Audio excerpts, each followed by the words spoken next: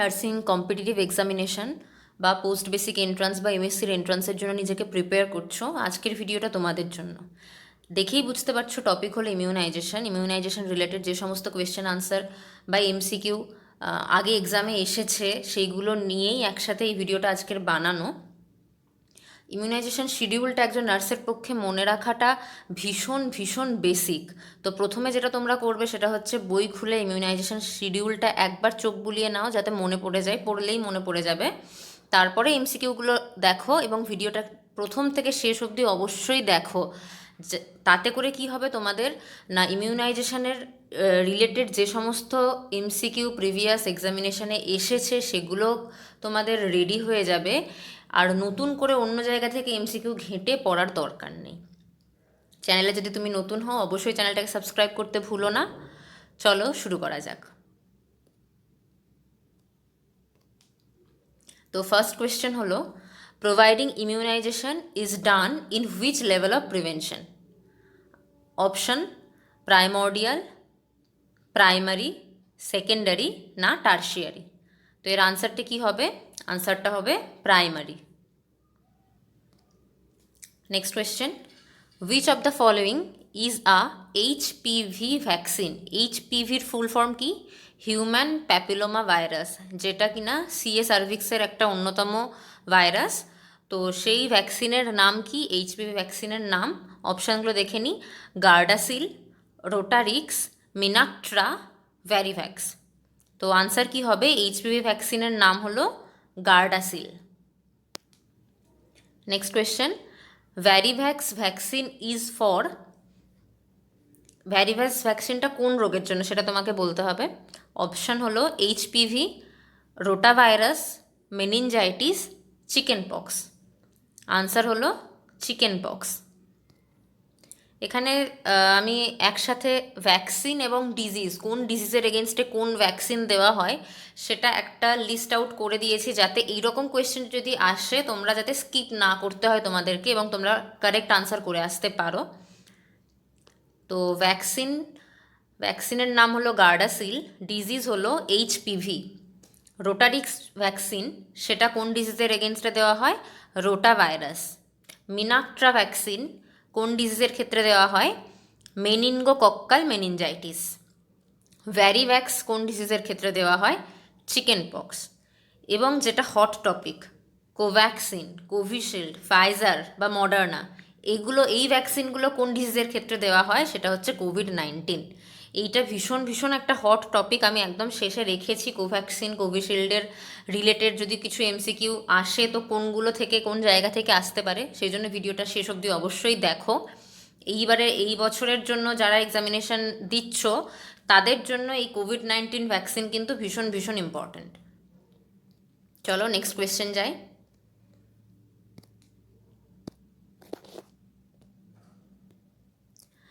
Hepatitis B vaccine was recommended for all infants in which year? Options কী কী আছে? 1990, 1991, 1992, 1993। আনসারটা হচ্ছে 1991। এই কোয়েশ্চেনটা কিন্তু আগে এসেছে। In ILR which vaccine should be kept on top? আইএলআরে একদম ওপরে কোন ভ্যাকসিনটা রাখা হবে? অপশানগুলো দেখে নিই। টিটি, হেপাটাইটিস বি, পোলিও এবং ডিপিটি। এখানে একটা কনফিউশন হয়ে যায়। আমরা জানি যে টি সিরিজের ভ্যাকসিনগুলো কখনোই আমরা ফ্রিজ করব না, তো সেই জন্য সেগুলোকে টপে রাখি। কিন্তু এখানে দেখো টিটিও আছে, ডিপিটিও আছে, দুটোই টি সিরিজ ভ্যাকসিন, দুটোকেই ওপরের দিকে রাখা হয়, কিন্তু একদম টপ মোস্ট লেয়ারে যেটা থাকে সেটা হলো হেপাটাইটিস বি। সুতরাং এক্ষেত্রে অ্যান্সারটা কি হবে না, হেপাটাইটিস বি। এখানে একটা তোমরা ছবি দেখতে পাচ্ছ, যেখানে এটা সাপোজ যদি এটা আইএলআর হয়, আইএলআরের একদম ওপরে থাকবে হেপাটাইটিস বি, তার নিচে রাখা হবে ডিপিটি প্লাস টিটি, তার নিচে রাখা হবে বিসিজি এবং তার যে ডাইলুয়েন্টসগুলো সেগুলো, তার নিচে রাখা হবে মিজেলস, তার নিচে ওপিভি এবং একদম নিচে যেটা থাকবে সেটা হলো আইস প্যাক। নর্মাল আইএলআরে কিন্তু এই রকম সিকোয়েন্সেই আমরা ভ্যাকসিনগুলোকে রাখবো। এবং টি সিরিজ যে ভ্যাকসিনগুলো আছে সেগুলো কিন্তু কখনোই আমরা ফ্রিজ করব না, সেগুলোকে আইস প্যাকের একদম কাছে বা একদম লোয়ার লেভেলে কিন্তু আমরা রাখবো না। Next question, how many ice packs are used in vaccine carrier? 4টে, 6টা, 8টা না 10টা? আনসার হলো 4টে। Maximum infectivity of measles is seen during, option কি আছে? 7 days before and 7 days after appearance of rash, 14 days after appearance of rash, 4 days before and 4 days after appearance of rash for 21 days। যদিও মিজলসের ক্ষেত্রে আমাদেরকে বলা হয় 21 days তার infectivity থাকে, কিন্তু ম্যাক্সিমাম ইনফেক্টিভিটি যদি কোয়েশ্চেনে আসে, ম্যাক্সিমাম ইনফেক্টিভিটি কিন্তু 4 days before and 4 days after appearance of rash, এটাই কিন্তু আনসার হবে, 4 days before and 4 days after। Among the following virus, which one is a DNA virus? এগুলোর মধ্যে কোনটা DNA virus? Option hepatitis A, hepatitis B, hepatitis C এবং hepatitis D. তো DNA virus হলো hepatitis B. এটা ভীষণ ভীষণ একটা ইম্পর্ট্যান্ট কোয়েশ্চেন, পরীক্ষায় অনেকবার এসেছে। তো আনসারটা হবে hepatitis B. Smallpox was officially declared eradicated in the year, option 1969, 1979, 1989, 1999। আনসারটা হচ্ছে 1979। 1979 হলো সেই ইয়ারটা যে ইয়ারে স্মল পক্স মানে হু ডিক্লেয়ার্ড করে দিয়েছিল যে স্মল পক্স পুরোপুরি ইরাডিকেটেড, সেটা হলো 1979। এরপরের কোয়েশ্চেনটা দেখো, when was last case of small pox reported in the world? Last case কবে রিপোর্ট করা হয়েছিল স্মল পক্সের? 1977, 1987, 1997 আর 2000। 1977 হলো সেই ইয়ারটা, সেই সালটা যখন last case of small pox কিন্তু হয়েছিল 1977-এ, এবং তার 2 বছর পরে 1979-এ হু ডিক্লেয়ার করলো, যেহেতু তারপরে 1 বছরের মধ্যে কোনো কেস পেলো না পজিটিভ কেস, তাই জন্য 1979-এ কিন্তু হু ডিক্লেয়ার করলো যে ওয়ার্ল্ড থেকে, বিশ্ব থেকে, পৃথিবী থেকে স্মল পক্স কিন্তু ইরাডিকেটেড হয়ে গেছে। তাহলে লাস্ট কেস হলো 1977, এবং ইরাডিকেট কবে করা হয়েছিল, ইরাডিকেটেড হয়েছিল কোন ইয়ারে, সেটা হচ্ছে 1979। এই কোয়েশ্চেনটা দেখো, a mother comes to you with the baby to take the scheduled dose of MMR vaccine. The baby has a history of blood transfusion 15 days back. What will be your response? একটা মা বাচ্চাকে নিয়ে এসছে MMR vaccine দেওয়াতে, মা এসে বলছে যে বাচ্চার 15 দিন আগে ব্লাড ট্রান্সফিউশন হয়েছে, সেক্ষেত্রে তোমার কি রেসপন্স হবে? অপশন কি? Administer scheduled dose of MMR vaccine, tell the mother to come after 3 months, skip the dose, tell the mother to come after 15 days। যেহেতু ব্লাড ট্রান্সফিউশন 15 দিন আগে হয়েছে, সেই জন্য আমরা কিন্তু সেই টাইমে বাচ্চাকে MMR ভ্যাকসিন দেব না। আমরা বলবো যে 3 মাস পরে এসে তখন MMR ভ্যাকসিনটা দেওয়া হবে। এবং যদি এই অপশানগুলো দেখবে, অপশানগুলোর মধ্যে যদি কোনো ভ্যাকসিন রিলেটেড কোয়েশ্চেনে থাকে স্কিপ দ্য ডোজ, সেটা একদমই হবে না। ভ্যাকসিন কখনোই আমরা স্কিপ করতে পারি না। আর মাইনর কোনো যদি ইলনেস থাকে, যেমন কমন কোল্ড, কাফ, ফিভার, সেগুলো কিন্তু কখনোই কন্ট্রাইন্ডিকেশন নয় ভ্যাকসিনের ক্ষেত্রে। ফিভার থাকলেও কিন্তু আমি ভ্যাকসিনেশন বেবিকে দিতে পারি। যেহেতু ব্লাড ট্রান্সফিউশন হয়েছে 15 দিন আগে, সেক্ষেত্রে আমরা বলবো যে আফটার 3 months তুমি এসো, দিয়ে MMR ভ্যাকসিনটা নিয়ে যাও। এক্ষেত্রে এই আনসারটা হবে tell the mother to come after 3 months। A mother comes to you with the baby having high fever for vaccination. What will you do? Administer the vaccine, skip the dose of vaccine, tell the mother to come after fever subsides. এক্ষেত্রে কিন্তু হবে administer the vaccine, কারণ fever হলো একটা minor element, যেটার জন্য কিন্তু আমরা কখনোই ভ্যাকসিনেশনটাকে বন্ধ করব না। তাহলে হবে ভ্যাকসিনেশনটাকে অ্যাডমিনিস্টার করা। সেকেন্ড অপশানে যেটা আছে skip the dose of vaccine, এটা তো ভ্যাকসিনের ক্ষেত্রে কখনোই এই আনসারটা হবে না। আর লাস্ট অপশানটা কি আছে, tell the mother to come after the fever subsides. এটাও কিন্তু এক্ষেত্রে হবে না, ফিভার যেহেতু আছে বাচ্চার, সেটা একটা মাইনর সিমটমস, সেই জন্য আমি কিন্তু ভ্যাকসিনেশনটা বেবিকে দেব। এই কোয়েশ্চেনটা ভীষণ ভীষণ ইম্পর্ট্যান্ট এবং অনেকবার কোয়েশ্চেনে এসেছে, কিন্তু আগে পরীক্ষায় এসেছে। Next question, a child suffering from diarrhea is scheduled to have OPV, মানে oral polio vaccine, what will be your next action. একটা বাচ্চা ডায়রিয়া নিয়ে এসেছে ওপিভি নিতে, ওরাল পোলিও ভ্যাকসিন, সেক্ষেত্রে তুমি কি করবে, নেক্সট অ্যাকশন তোমার কি হবে? অপশান হচ্ছে, give the dose of OPV and count the dose, give the dose of OPV and do not count the dose and ask the mother to come after 4 weeks for the missing dose। প্রথম অপশানটা বলছে যে ওপিভির ডোজটা তুমি দিয়ে দাও এবং count করে নাও। Second অপশানটা বলছে ওপিভির ডোজটা তুমি দাও, ডোজটাকে কাউন্ট করো না এবং মাকে বলো যে 1 মাস পরে আসতে এবং পুনরায় ওপিভির ডোজ নিতে। থার্ড অপশান বলছে skip the dose and ask the mother to come when diarrhoea subside. Skip the dose তো কখনোই হবে না, আমি বলে দিয়েছি ভ্যাকসিনেশনের ক্ষেত্রে, যে কোনো ভ্যাকসিনেশনের ক্ষেত্রে স্কিপ দ্য ডোজ কিন্তু হবে না, তাহলে এই অপশানটা বাদ হয়ে গেল। এবার ওপিভি যেহেতু ওরালি আমি দিচ্ছি এবং বাচ্চার যেহেতু ডায়রিয়া হয়েছে, সুতরাং অবজারভেশনটা ভালো করে হবে না, সেই জন্য আমরা কি করব না, বেবিকে ওপিভির ডোজটা দেওয়ার পরে আমরা ডোজটাকে কাউন্ট করব না এবং মাকে বলবো যে 4 সপ্তাহ পরে এসে তুমি মিসিং ডোজটা নিয়ে যাও, মানে সেই মুহূর্তেও ডোজ দেবো প্লাস আবার 4 সপ্তাহ পরে ওই ডোজটা এগেন আমি দেবো।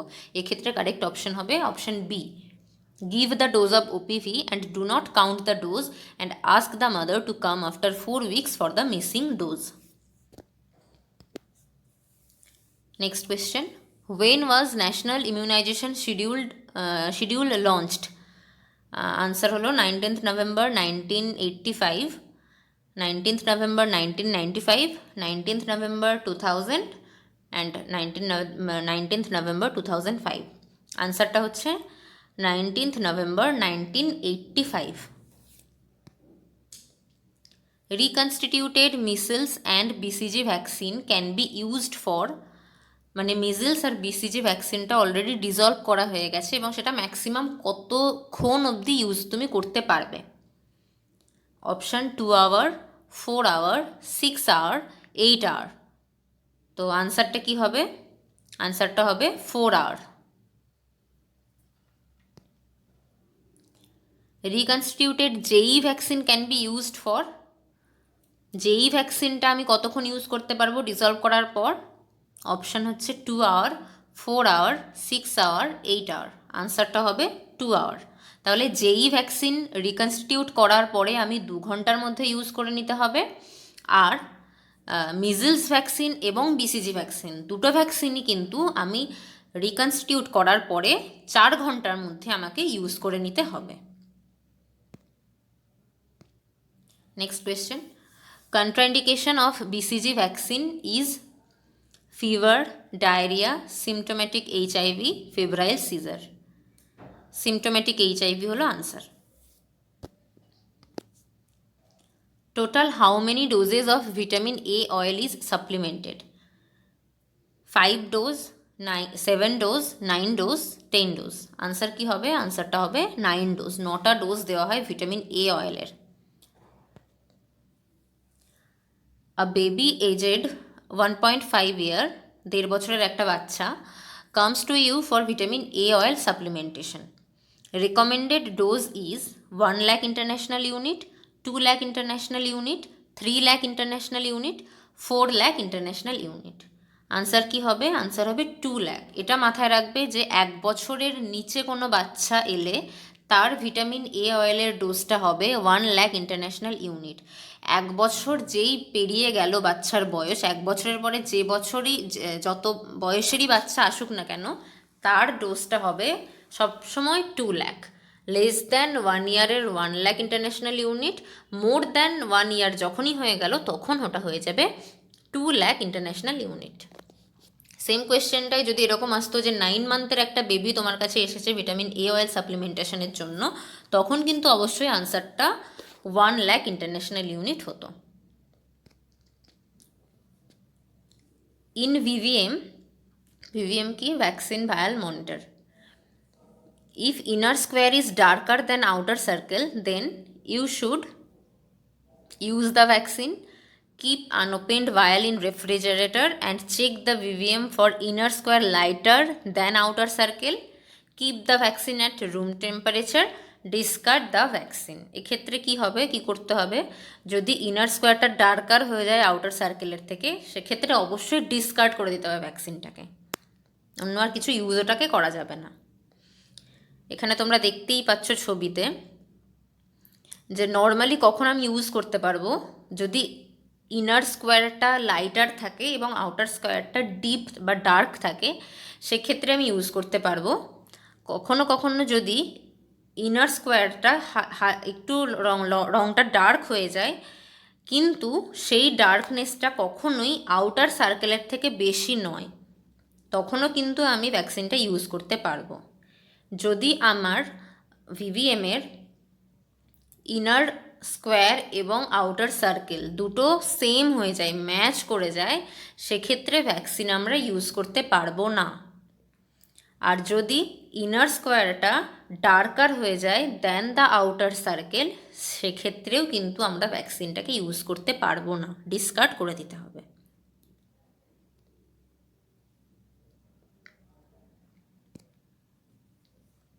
Diluents for BCG vaccine is normal saline, distilled water, phosphate wafer. Answer কি, আনসার হলো normal saline.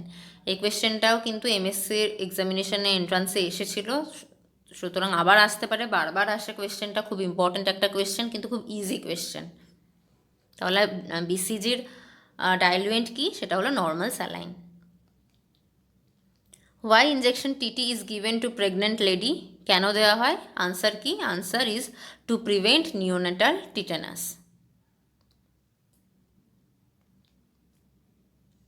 Among the following, which statement is true?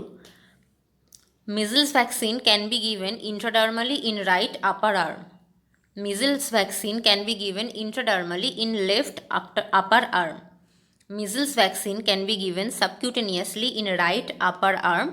Measles vaccine can be given subcutaneously in left upper arm. Answer কি, answer হবে measles vaccine universally কিন্তু right upper আর্মে দেওয়া হয় এবং রুটটা কি, সাবকিউটেনিয়াস। রাইট আপার আর্ম এবং সাবকিউটেনিয়াসলি দেওয়া হচ্ছে মিজলস ভ্যাকসিন। এই সেম কোয়েশ্চেন যদি বিসিজির ক্ষেত্রে আসতো, বিসিজির আনসারটা কি হতো, লেফট আপার আর্ম আর ইন্ট্রাডার্মাল। মিজলসের ক্ষেত্রে রাইট অ্যান্ড সাবকিউটেনিয়াস, বিসিজির ক্ষেত্রে লেফট এবং intradermal. If a child misses birth dose of BCG vaccine, it can be given at any time up to, যদি বার্থ ডোজটা বাচ্চাকে মানে দেওয়া না হয়, সেক্ষেত্রে কতদিন অবধি, ম্যাক্সিমাম কতদিন অবধি সে বিসিজির ওই ডোজটা নিতে পারবে, এটাও খুব একটা ইম্পর্ট্যান্ট কোয়েশ্চেন। অপশান কি, 18 days, 18 month, 12 month, 6 month। আনসারটা হচ্ছে 12 month বা 1 বছর। 1 বছর বয়স অবধি যে কোনো টাইমে কিন্তু বাচ্চাকে ওই বিসিজি ভ্যাকসিনের ডোজটা দেওয়া যায়। এটাও বারবার কোয়েশ্চেনটা পরীক্ষায় এসেছে, এটাও খুব ভালো একটা কোয়েশ্চেন, ভুল করো না কোয়েশ্চেনটা। এবার চলে আসি কোভিড-19 ভ্যাকসিন, তার স্পেশাল কিছু পয়েন্ট নিয়ে। তো কোভিড-19 ভ্যাকসিন কাদেরকে দেওয়া হয় না, অথরাইজড এজ গ্রুপ হলো 18 অ্যান্ড অ্যাবাভ, বাচ্চাদের কিন্তু দেওয়া হয় না। যদি কোভিড-19 ভ্যাকসিনের সাথে অন্য কোনো ভ্যাকসিন নেওয়ার প্ল্যান থাকে, সেক্ষেত্রে কি দেওয়া যাবে অন্য কোনো ভ্যাকসিন কোভিডের সঙ্গে? If required, COVID-19 vaccine and other vaccine administration should be separated by an interval of at least 14 days. যদি অন্য কোনো ভ্যাকসিন নেওয়ারই হয়, সেক্ষেত্রে কিন্তু কোভিড ভ্যাকসিন এবং সেই ভ্যাকসিনের মাঝখানের যে গ্যাপটা, সেটা মিনিমাম 14 days রাখতেই হবে। Interchangeability of COVID-19 vaccine is not permitted. মানে প্রথম ডোজটা কেউ যদি কোভ্যাক্সিনের নেয়, সেকেন্ড ডোজটাও কিন্তু কোভ্যাক্সিনেরই নিতে হবে। First dose Covishield, second dose Covaxin, এইভাবে কিন্তু মিক্স আপ করা যাবে না। যে ডোজের যে কোম্পানির ভ্যাকসিনটা ফার্স্ট ডোজ হিসাবে নেওয়া হয়েছে, সেকেন্ড ডোজেও কিন্তু সেম ভ্যাকসিনটাই তোমাকে নিতে হবে। AEFI observation time period, adverse effect observation time period কতক্ষণ? ভ্যাকসিন দেওয়ার পরে 30 মিনিট পেশেন্টকে বলা হয় বসতে, যাতে করে ওই মুহূর্তে ওই 30 মিনিটসের মধ্যে দেখা হয় কোনো হাইপার সেন্সিটিভিটি বা কোনো অ্যাডভার্স এফেক্ট হচ্ছে কি না। তো সেই টাইম পিরিয়ডটা হলো 30 মিনিটস। এবার আসছি কোভ্যাক্সিন। কোভ্যাক্সিন হচ্ছে প্রিপেয়ার কে করছে, এটা হচ্ছে ভারতের একদম indigenous product. Bharat biotech, ICMR এবং NIV একসাথে মিলে কিন্তু কোভ্যাক্সিনটা তৈরি করেছে। এর কি ক্যাটাগরিটা কীরকম, কোভ্যাক্সিনের যে স্ট্রেনটা ইউজ করা হয় ভ্যাকসিনের, সেটা কীরকম না হোল ভিরিয়ান ইনঅ্যাক্টিভেটেড, মানে হোল ভাইরাসটাই ইউজ করা হয়, ইনঅ্যাক্টিভেট করে কিন্তু ভ্যাকসিন আকারে দেওয়া হয়। ডোজ কটা? ডোজ হলো 2 ডোজেস, 20 ডেজ অ্যাপার্ট 2 ডোজ দেওয়া হয়। 0.5 ml ইন্ট্রামাস্কুলারলি, ডেল্টয়েড, প্রেফারেবলি ডেল্টয়েড মাসেলে কিন্তু দেওয়া হচ্ছে কোভ্যাক্সিন। Efficacy 86 to 96%। এবং ভ্যাকসিনটা ভায়ালটা ওপেন করার পর কতক্ষণ আমি ইউজ করতে পারবো? After opening ভায়াল use as soon as possible, less than 6 hours. 6 ঘন্টার মধ্যে কিন্তু আমাকে ভ্যাকসিনটা ইউজ করে ফেলতে হবে। কোভিশিল্ড, এটা কে তৈরি করছে না serum institute of India private limited. এটার স্ট্রেনটা কীরকম না রিকম্বিনেন্ট ভাইরাল ভেক্টর বেসড। এটার ডোজও 2 ডোজ, 42 ডেজ অ্যাপার্টে দেওয়া হয়। 0.5 ml IM, প্রেফারেবলি ডেল্টয়েড মাসেলে দেওয়া হচ্ছে। Efficacy 70%। Contraindication of both vaccine, দুটোরই কন্ট্রাইন্ডিকেশন কি? Age less than 18 years, hypersensitivity, pregnancy, lactation, severe infection যদি থাকে সেক্ষেত্রে কিন্তু দেওয়া হয় না। ভিডিওটা যদি তোমাদের ভালো লেগে থাকে অবশ্যই তোমরা বন্ধুদের সাথে শেয়ার করো এবং লাইক করতে ভুলো না। আর চ্যানেলে যদি তুমি নতুন হও, চ্যানেলটাকে অবশ্যই সাবস্ক্রাইব করো। দেখা হচ্ছে পরের ভিডিওতে এবং প্রিপারেশন চালিয়ে যাও। Best of luck.